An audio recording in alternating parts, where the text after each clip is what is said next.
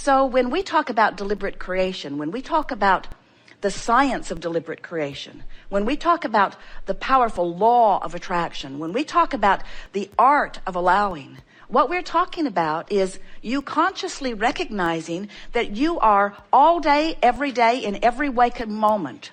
Because in every waking moment, you are focused upon something. Whether you are pondering the past, you're still focused. Whether you're observing the present, you're still focused. Whether you are imagining into the future, wanted or unwanted, you're still focused. And in that focusing of your attention, you are constructing pathways. Pathways created by you and augmented and, in fact, completely enhanced and supported by the powerful law of attraction, who is bringing the cooperative components that represent what you have constructed every step along the way. You can't give much attention at all to a subject without activating it sufficiently enough in your vibration that you construct pathways.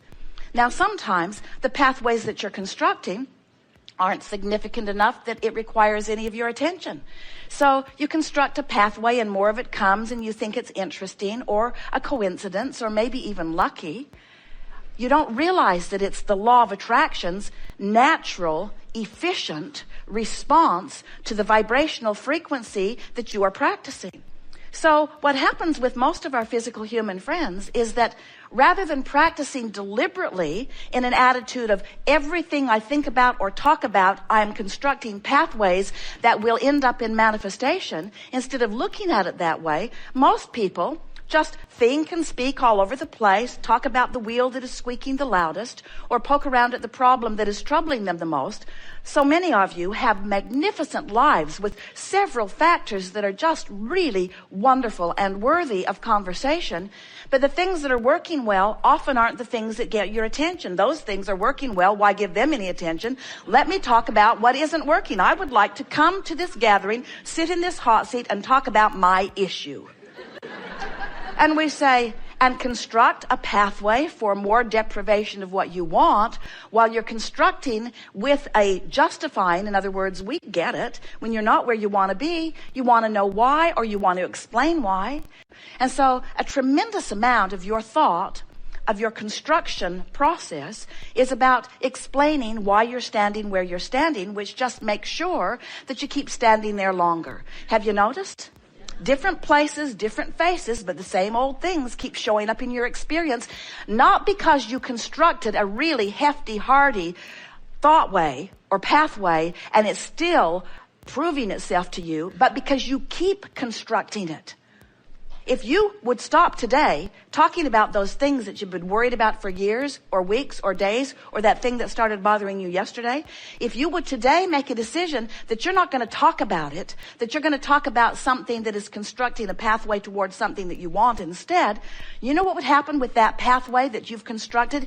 Even if you'd constructed it for 50 years, 40 years, 30 years, 20 years, 10 years, do you know what would happen with that pathway? It would peter out within 30 days. It would peter out and it would cease to exist. Your point of attraction would no longer be connected to this unwanted thing if you would stop renewing your vibrational connection to it. So it's easy to understand that there are things that you don't want, and it's relatively easy to understand that the clearer you are about what you don't want, the clearer you are about what you do want. But the thing that is tricky is that if you have been over time, or even over a brief amount of time intensely, if you've been specifically, and intensity and specificity are the same things. In other words, the more attention you give, the more specific you get. And the more specific you are, then the more powerful your point of attraction is. So if you've been, let's say that someone did something that bothered you, and you noticed it, it bothered you, you took the hit, you didn't like it, but you didn't leave it there. You thought about it longer. In fact, you stewed over it. You brooded over it. You pondered it. You seethed over it. You thought about it. You felt the offness of it. Initially, you felt the I don't want thisness of it, but you didn't leave it there because you have forgotten how powerful you are, and you've forgotten about the construction of these pathways. So you thought about it and you stewed about it. And as you stewed about it, the first thing that happened is every other thing that that person has ever done that's sort of like that begins to come to your mind, because law of attraction is gathering up all the cooperative components. So everything they've ever done that was ever even a little bit like that come to your mind, and now you're justified.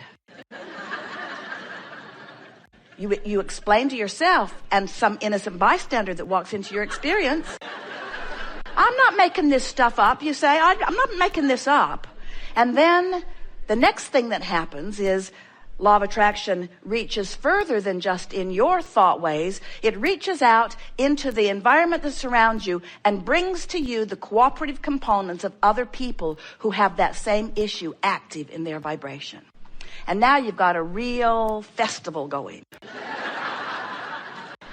Now you're having conversation. So now what we're getting at is something that started out maybe sort of general has now become more and more and more and more and more and more and more specific.